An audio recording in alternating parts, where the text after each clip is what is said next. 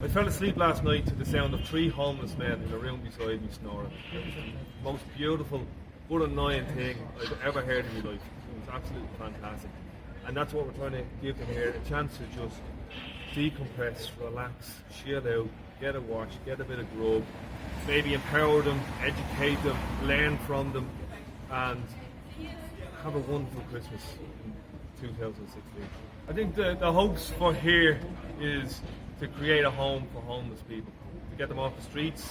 It's going to get really cold. It's been raining for the last couple of days.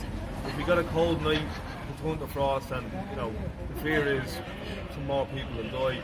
But they're lying up here in a bed provided by Mattress Mick with a nice quilt over them in their own room. They won't die from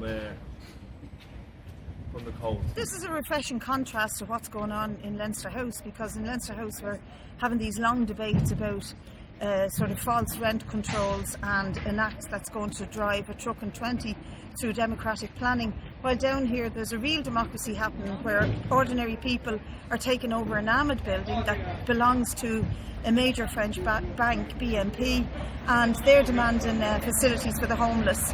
And this is real direct action in dealing with the crisis, and fair play to the people who've organised it and the volunteers who are maintaining it. It's